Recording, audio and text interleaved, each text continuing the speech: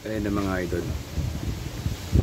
Good morning, 6 AM ng umaga. Updated lang mga idol, updated lang sa bayan ng Kawayan Isabela.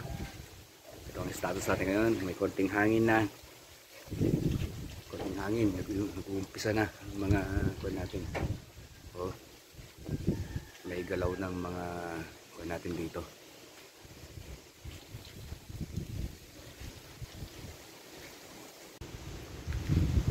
Yan mga Lodi, good morning. Alas 6 ng umaga. So ito ang update natin ngayon dito sa bayan natin ng Kawayan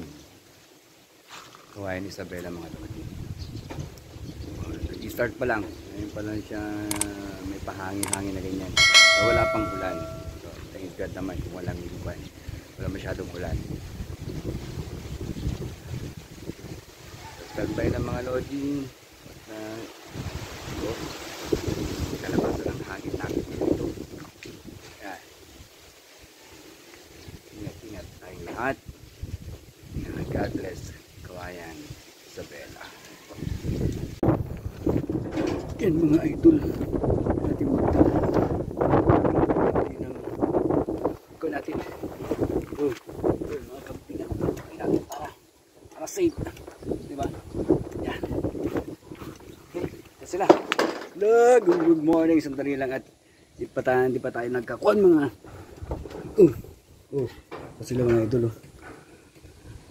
Sandali lang, gutom na, maaga pa masyado, lalagay lang ako ng kuan.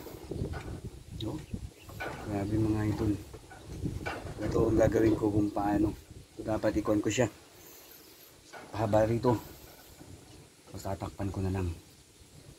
Grabe, kung mahirap pagkakuan, bagyong Paulo, diba? Oras ng pagkain. So time check, kuan pa lang ngayon, alas 9 pa lang ng umaga.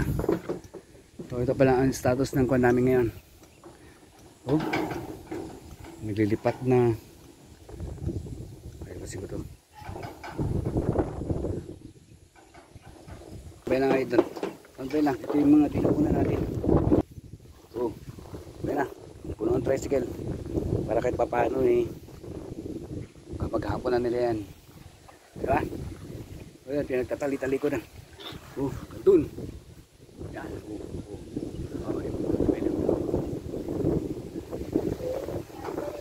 Stop by. Ha? So ayan mga idol, ng bagyo na may counter na makapagping natin, diba? Yung Paulo. So tignan natin, naglagay na ako ng pakain kanina, kahit paano maaga-aga.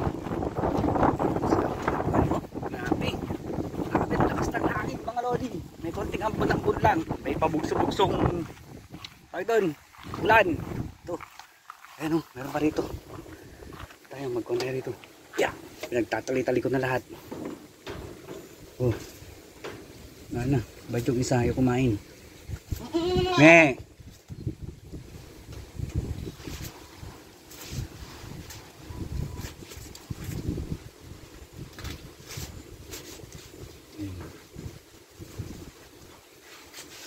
Kain pa sila.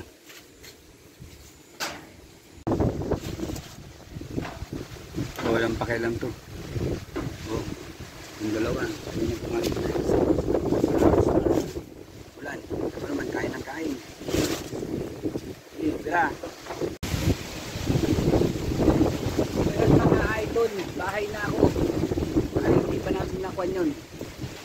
Pwedeng balikan ko na mamaya. Basta yung board natin, nagbigay na ako ng pakain sa kanila. Nakauwi na ako ng bahay. So, status natin ngayon dito sa bahay. Sabi, iba yung hangin niya. Yan, signal number 3 na tayo. So, titignan ko kung paano yung iba natin. Sabi, last piece daw lalapag. Sana naman. Yan.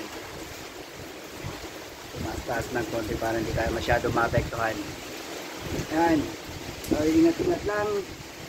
safe na yung mga kambing doon. Hindi na tayo mag-worry, may pagkain na rin. Kakain yun pagka hindi malakas ang ulan, pag walang maingay, yun, kakain yung mga yun.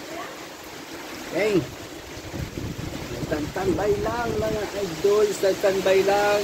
Oh, medyo talagang palakas na siya ng palakas. Alright.